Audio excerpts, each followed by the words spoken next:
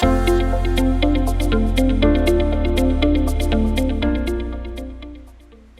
earning reports and NFP numbers, all what we need to know in the week ahead. Hello and welcome to our weekly outlook.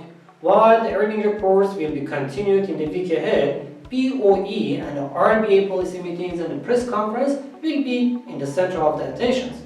Also, we should now and follow the Powell's speech and other FOMC members during the week and wait for the solid job data on the Friday's NFP reports.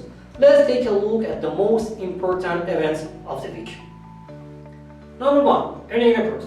Last week, as we were expecting, new records have been printed in all Wall Street indices, while it's going to be another week with another set of new records for stock markets. At the last week Federal Reserve meeting, the central bank stayed committed to full employment and interest rate goals. And according to the latest refinitiv data, so far 303 companies from the S&P 500 list reported their earnings for quarter 1st 2021, and 87.1% of them have beaten the expectations. Last quarter, the beating rate was about 76%. This week, another 139 companies from the S&P 500 list will report, including Pfizer, Uber, AIG, Lyft, AMC, and General Motors. S&P 500 looks at 4,230 and 4,260 levels and is currently uptrend. However, profit taking by investors at these records level can be the main risk of the market for the correction under the 4,000 level. Number 2. NFP data on Friday. The event of the week surely will be the Friday's employment report, which is the Federal Reserve primary commitment at the moment. We are waiting for a 5.7% unemployment rate, down from 6% in March.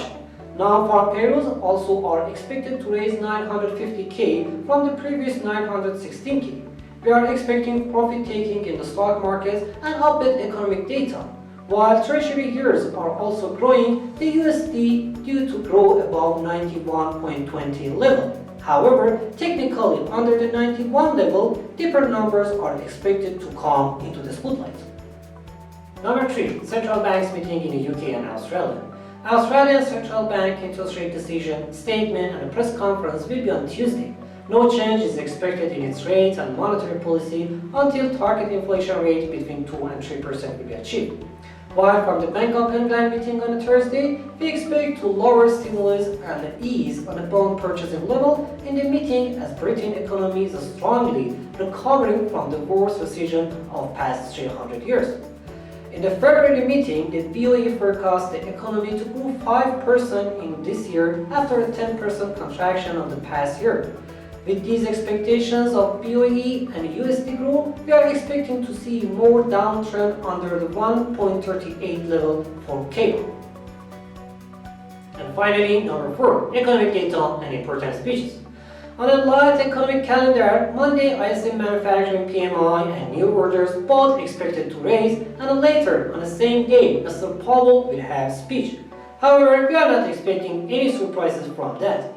Wednesday ISM service data and ADP number will be published, as well as US oil inventory levels by EIA. Thursday jobless claims are essential. However, traders probably will be waiting for Friday's NFP number to react. During the week, most of FOMC members, including the Robert Kaplan, John Williams, Neil Kashkari, Eric Rosinger, and Loretta Messer will speak. Thanks for watching this video and hope you are having an amazing week ahead.